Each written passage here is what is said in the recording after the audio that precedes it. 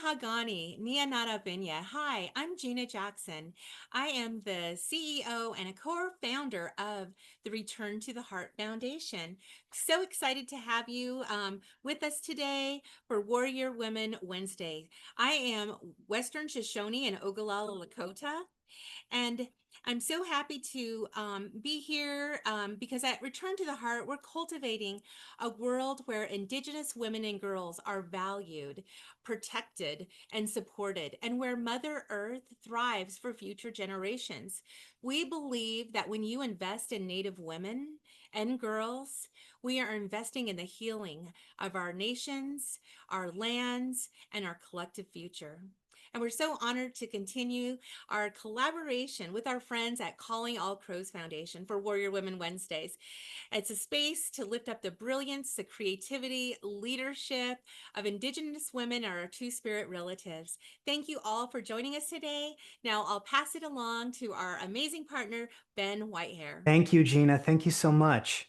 Hi, everyone. I'm Ben Whitehair. I'm the executive director of Calling All Crows, and we mobilize music fans and artists to fuel feminist movements. We're committed to connecting artists, fans, and communities to movements for feminist justice and equality, which is why we're so very honored to continue our partnership with the Return to the Heart Foundation to bring you Warrior Women Wednesdays, a series that amplifies Indigenous voices and celebrates the power of art and storytelling to drive social change. Every conversation in this series reminds us that justice work is sacred work, and that music and story have always been ways that we heal, learn, and rise together. Through Warrior Women Wednesdays, we hope you'll feel inspired to listen, learn, and take action alongside us. These conversations are invitations to deepen solidarity, to uplift Native voices, and to carry these stories forward in your own communities. And with that, I am thrilled to pass it to co-host Tiana Spotted Thunder from Return to the Heart Foundation, who will open our circle in a lovely way with a song.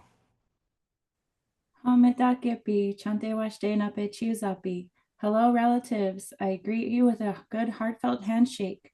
My name is Tiana Spotted Thunder. I am Oglala Lakota, and I am coming to you from the lands of the Dakota Oyate and Anishinaabe in Bideota, Minneapolis, Minnesota. And I'm proud to serve as an intern and co-host with Return to the Heart Foundation. Before we begin today's conversation, I want to open the space in the way my ancestors taught me, with a song to bring us together in balance, respect, and connection.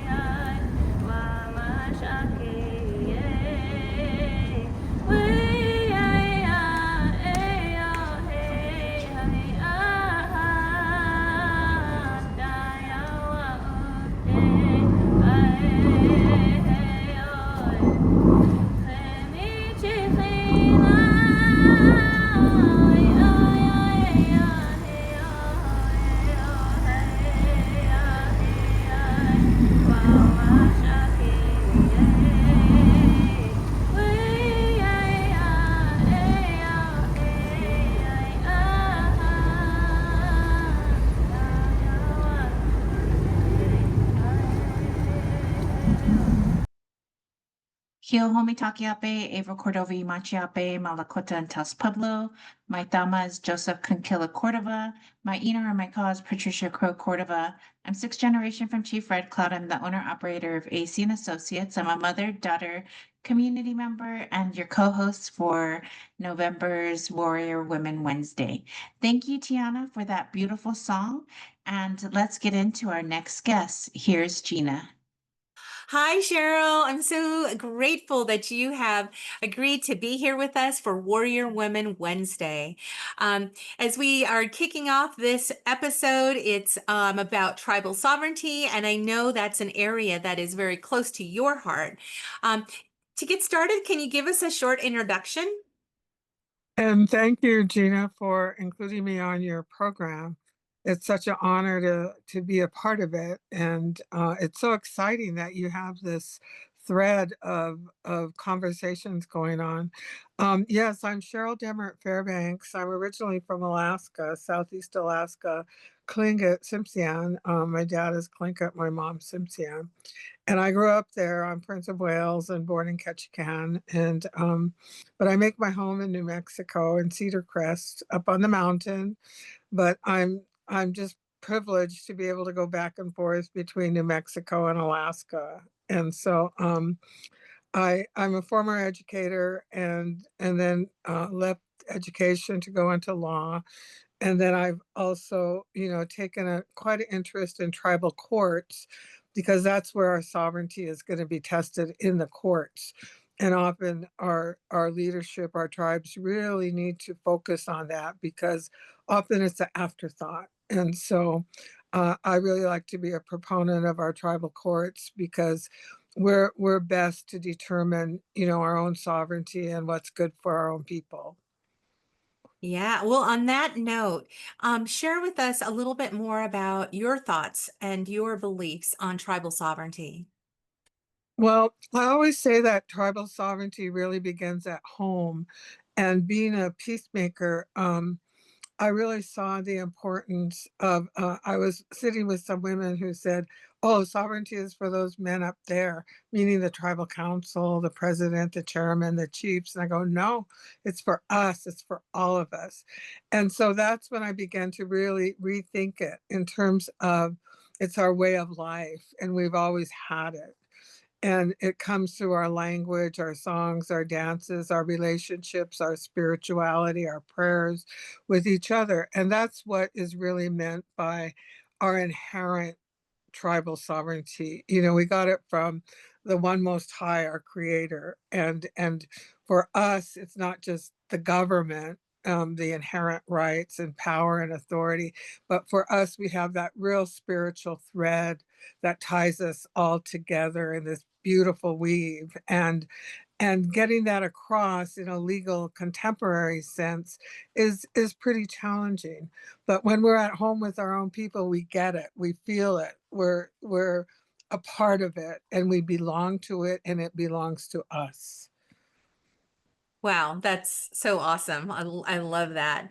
Now, some of your work involves tribal and individual sovereignty itself. Tell us about your organization. My organization is called Sovereignty 360, and it's really the circle of sovereignty. And there's a lot of power in the circle. And so I really base my work on our tribal core values that we all have as tribal people. And we're either going to comply with them or not. For some time, I put mine on the shelf. But I do a lot of peacemaking. And in Tlingit, it's Guakana. The deer represents our peacemaking initiatives. And I just feel like because we're a relationship people, we really have to learn how to be with each other in circle. And the circle is very powerful. And in that inner circle, we're able to heal, we're able to, the individual as well as the collective healing is very, very important. Or why are we worried about sovereignty? If our people are dying, our elders aren't being taken care of, our children are still being separated from family, with loss of land, loss of culture, loss of language. So through this peacemaking circle, I actually was was on a plane coming down from Alaska, and I thought, Sovereignty 360, that's it. And I was sitting in a darn plane and going, why am I doing this? I'm coming all the way to the States and I should be going the other direction. but that's how Sovereignty 360 was born, because I had a private practice for many, many years, a legal practice. And then I've been on the bench for many, many years. And I just saw where systems aren't working for us. And it's going to take all of us, including our alliances, to come together to really build that sovereignty circle so that our people are protected, our way of life is protected, our precious children are protected, our elders, our land, water. And so it all fit into that circle for me. And I was able to be authentically myself, not someone else. I was always trying to be like someone else, be kind of a real unauthentic way of living. And once I got back into that sacred circle, I really found myself, and I found that it was a lot easier than trying to be like someone else. So I hope that helps understand it. Yeah, no, that's beautiful. And so what kind of services do you offer? Mainly training with tribal courts, like we've been in many, many different states and also internationally, where we've shared, I call it Peacemaking 101, and it's kind of undoing our colonized thinking and really setting up systems based on our core values, our language, our way of life, in a way that our people get to healing, and we're not just putting people away in prison or separating families, but we're really looking at the deep rooted issues in a way that we're able to live side by side, in a way we're able to agree to disagree, but with respect. Because in Indian country, sometimes we're fighting with each other. And I always say in my training, if we as tribal people are fighting, my dad said he never thought he'd see the day where it was Indian versus Indian. Now we're pitted against each other.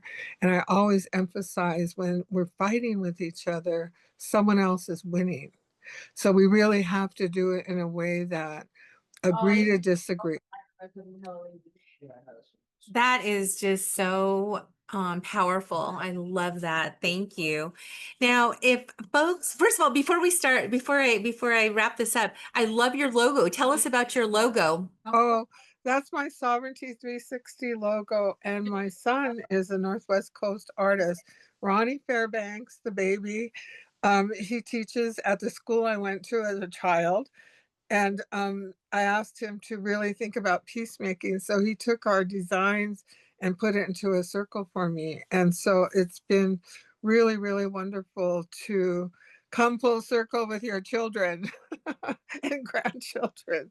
So I really felt like I wanted to have my Tlingit Tsimshian culture behind me, with me, in me, surrounded by me, and sharing, surrounding me, and sharing that with others in a really peaceful manner, so that we're rethinking some of our colonized ways. So that's how that came about.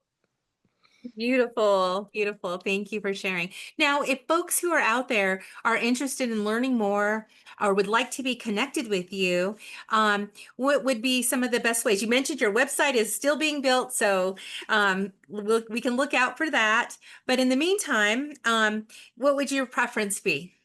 Well, yeah, my website is a work in progress. Oh my God, we older folks are not up to snuff sometimes. But um, I think, Gina, if they could just reach out to you and then you call me, so, or get me connected with them, that would be a good way for me to just reconnect with people. Because it's interesting how the peacemaking is really taking off in the universities and the courts and in the non-native courts. And so it's really important to have that authenticity of who we are, not just in theory, but the actual practice, because we know our ways, we know our life ways, and it's important to keep that authenticity, because our people are more open to restorative justice, transformative justice, and peacemaking, we kind of step back. But it's a way of life. We've always had it. And I think as tribes look into their history, they're going to find that there's always a way to talk it out, to make things right with the rule of respect. Love that. Well, thank you so much. And thank you for coming today and joining us for Warrior Woman Wednesday. Look forward to seeing you down the road, and also just appreciate all that you give to so many people, including myself. Thank you. And Gina, I wanted to say thank you. And the Return to the Heart Foundation is just doing wonderful work. And one of our elders taught me that when Lowell was so sick, that heal the heart and the rest will follow. So those are my closing words. Heal the heart, the rest will follow. And prayers for you and your family, Gina. Thank you. Thank you. Hi, I'm so glad you're with us today, Candace. Will you please give us a little introduction about yourself? Yeah, absolutely. Thank you so much for having me. So, yeah, Candace Linklater, Nadijna Caso. My name's Candace Linklater. Well, actually, it's Candace Manitopius now. I'm still getting used to saying my name like that. I just got married a couple of weeks ago. So yeah, Candace Manitopius, Nadijna Caso. I am from Moose Cree First Nation, which is a very northern reservation in Northern Ontario, Canada. And I'm currently a visitor on the Treaty 7 territory of the Blackfoot, Dene, and the Nakota peoples. And yeah, I am a CEO and founder of Relentless Indigenous Woman Co. We're an Indigenous-led consulting firm where we help organizations, mostly educators, on how to facilitate safe spaces for Indigenous kiddos in school or in university or even their colleagues.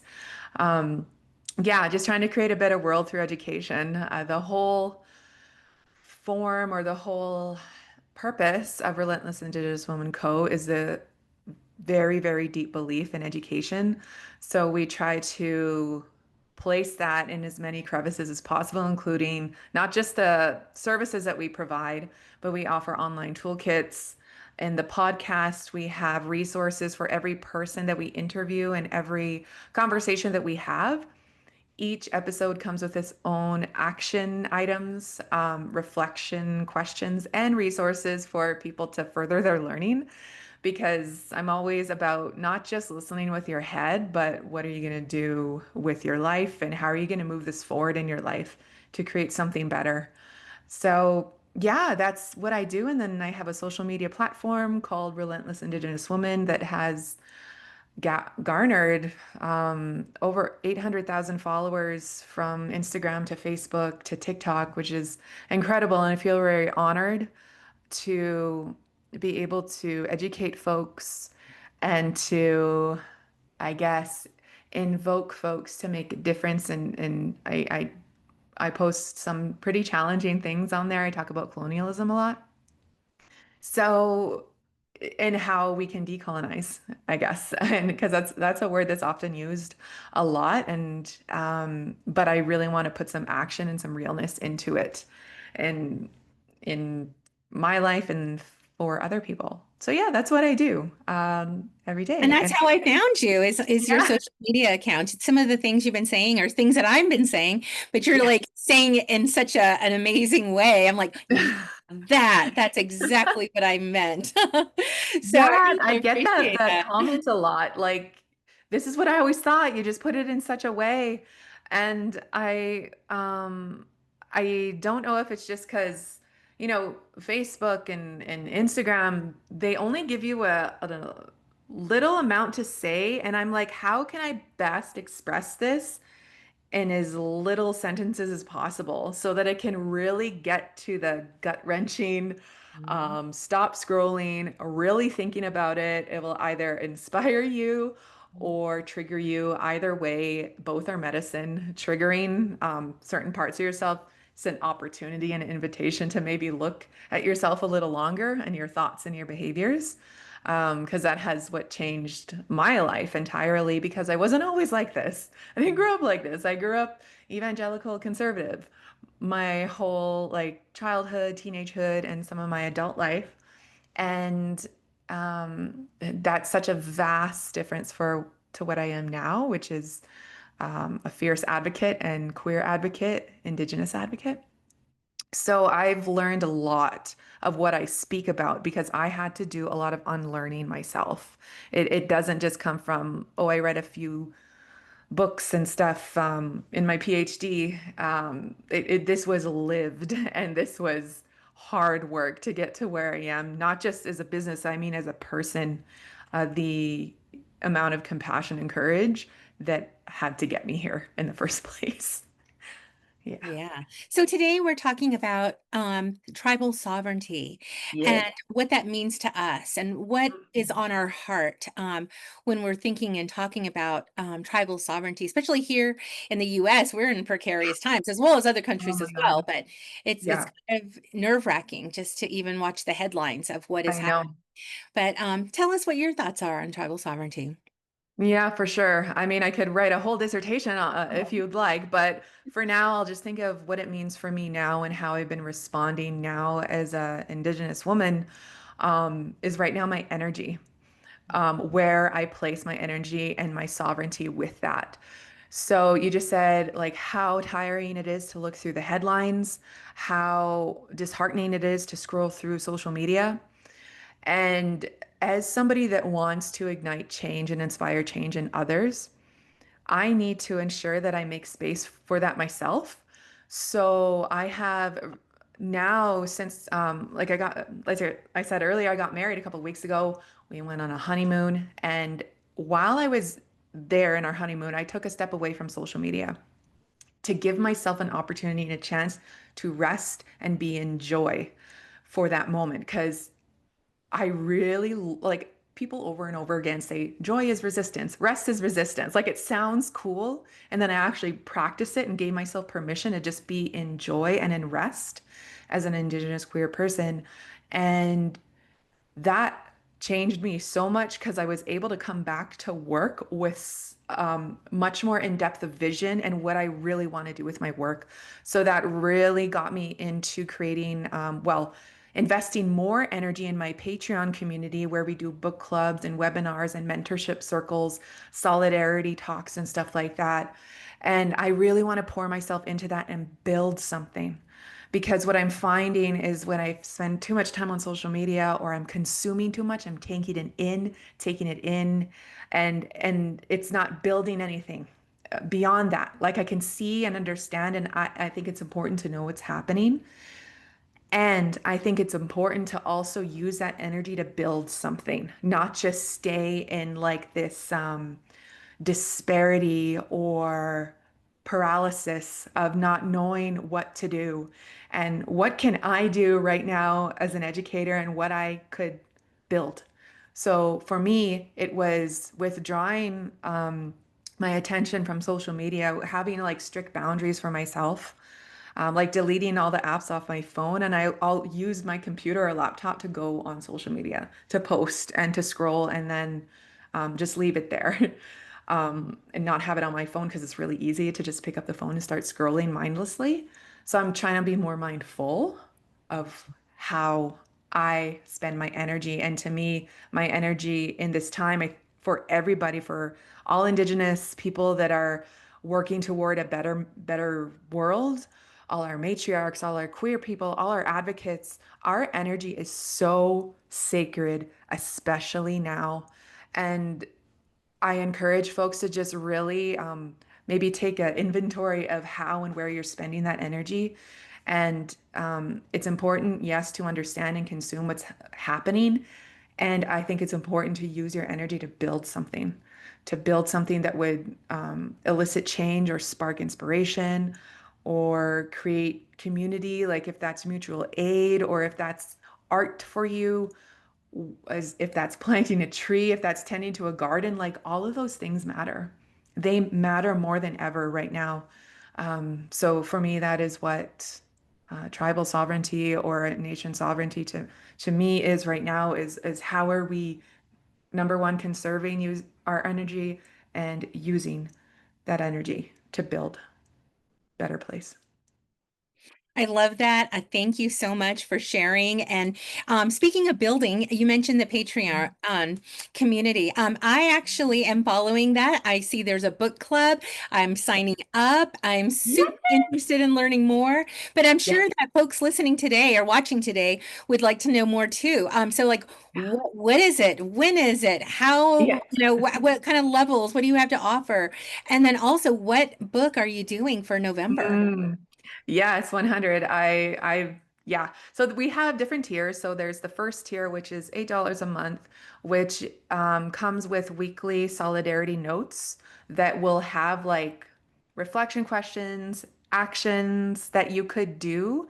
So this week was about social media conservation for yourself, and it kind of had like a guide for, okay, what's triggering you, and it's like I don't know, it just asked a few questions to reflect on how to respond to particular posts or not respond. So it was kind of like a guide. So there's that, and then there's tier 2, which is the book club tier, which is $20 a month. We meet every third Wednesday of the month at 6 p.m. Mountain Standard Time, which is 8 p.m. Eastern Time.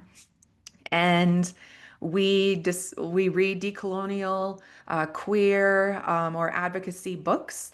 And this month it is Braiding Sweetgrass by Dr. Robin Wall Kimmerer, whom I had the absolute honor of speaking with yesterday. And I'm going to see if she'd have an interest in coming to our next book club to guide our conversations, because we really go in depth, like how, not just about the topic of the book, but how we can practice decolonial acts in our life, relational responsibility, and moments of compassion and courage in our life in a practical yet monumental way. And then we have the webinar circle, which is $50 a month, where we meet every fourth Wednesday of the month for 90 minutes. And it comes with a very comprehensive toolkit that we go through that will have ways that you can practice. Like, for example, this week was Relentless Indigenous Solidarity using courage, and how courage can be implemented in our workspace and in our personal lives. Then we have the mentorship circle, where we meet the first Wednesday of each month, which is $75 a month. It's a small group where folks come with their questions and we work through them as a small community. And it's usually about like work or policies. And even sometimes somebody came with how to navigate religious trauma, which is something I'm very upfront about myself. I talk about what my healing journey on that. And then finally, we have the inner circle, where you get personal one-on-one time with me, an hour a month, and you have access to all of the other tiers as well. And that's $125 a month. Now, all these prices are Canadian. It's just a lot lower in US. Yes. So yeah, that's currently what I'm building right now within my sphere, what I'm able to do and what I can offer right now to the world. Yeah. Well, And it's a been beautiful amazing. support. Yeah, beautiful support. And, as Indigenous women, we need that. We need those resources, and we need the allyship, friendship, sisterhood. We need that. So I appreciate you so much. Thank you for sharing and coming on today. And if folks want to learn more and to sign up, where do they go? They can go to relentlessindigenouswoman.ca. Everything is there. All right. Well, thank you so much for joining us today. Take care. But Big hugs. thank you so much. Yes. All right. Thank you. The future is Indigenous women.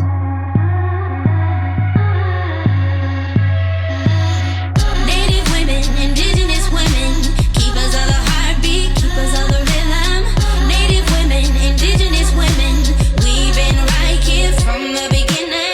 Trust your medicine, you were chosen to wake up medicine in the earth. You're the return of your ancestors. Know your power and know your worth. The seeds are bursting through. They thought that we were through, but we're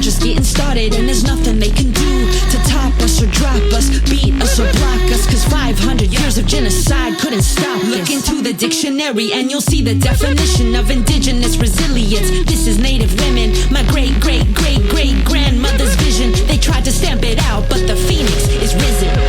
Native women, indigenous women, keepers of the heartbeat, keepers of the rhythm. Native women, indigenous women, we've been right here from the beginning. Trust your medicine, you were chosen to wake up medicine in the earth. You're the return of your ancestors.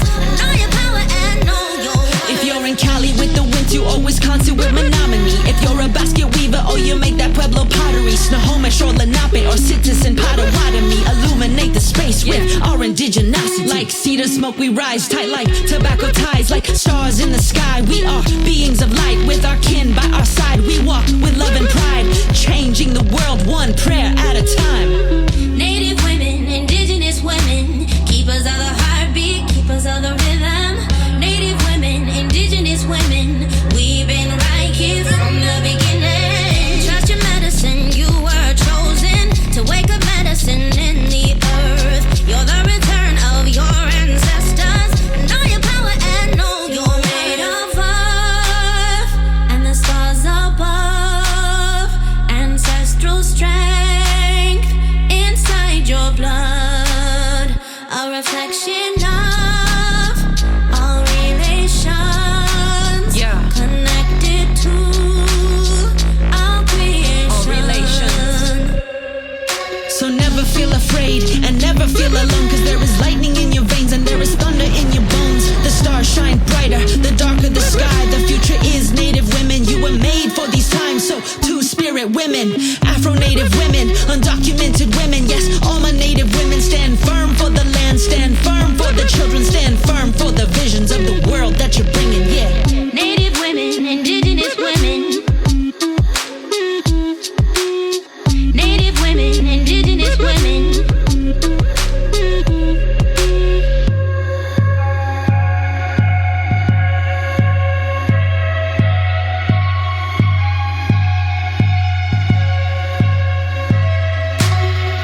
We do not deserve to suffer.